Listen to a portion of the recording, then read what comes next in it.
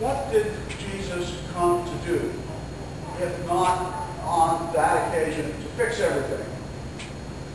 Parenthetically, and this is Fairfield speaking, not God's holy word, it seems to me that if Jesus had fixed everything upon arrival in time and space, he would have had to do so in a coercive manner. That is, Jesus could have fixed everything, could have eliminated oppression and natural disasters like hurricanes by force, by coercion, by setting up a universe that was clinically pure, a laboratory that was absolutely unsullied by any blemish or defect, filled with mindless robots. And that would in fact fix everything. That would avoid pain at the expense of obliterating persons. God in Jesus Christ came to do something more complicated, deeper, more organic, and finally far more comforting than by coercive power turning us into robots in a universe that was a clinically pure laboratory. What did he do? In John chapter 10 and verse 11 we read, "The good shepherd lays down his life for the sheep." And further on in verse 18 he says, "No one takes it from me, but I lay it down of my own accord. I have authority to lay it down and authority to take it up again."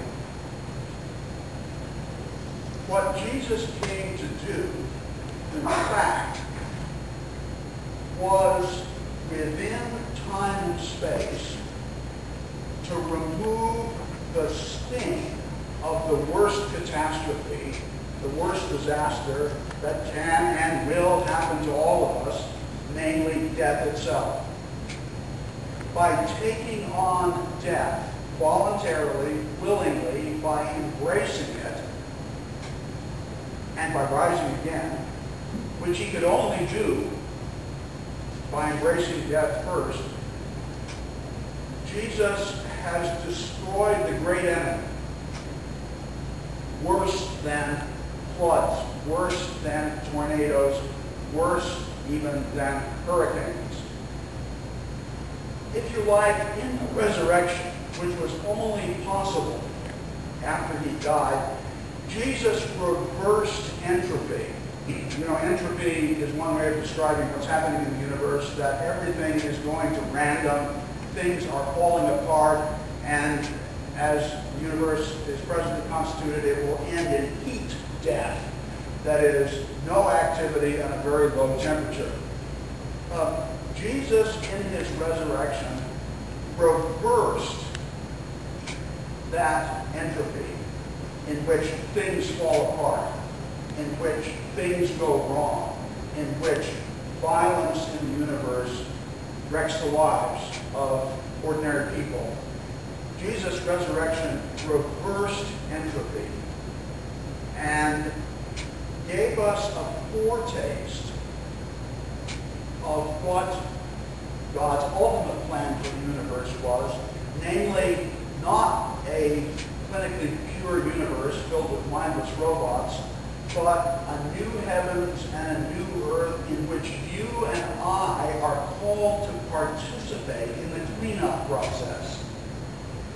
Jesus' resurrection starts that cleanup process.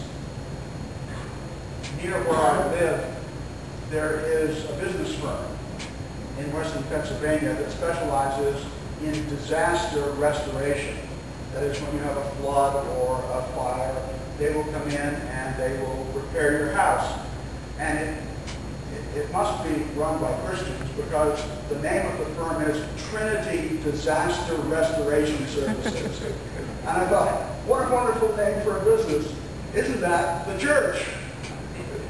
Isn't that God, Father, Son, and Holy Spirit? So Jesus came to do something more complicated, deeper, more mysterious, more organic than snapping his fingers and fixing everything, which would require that we become mindless robots, and die so that he might rise again and invite us into the process process of reversing entropy that the resurrection entailed. So that's, first of all, what Jesus came to do, to give his life for the sheep.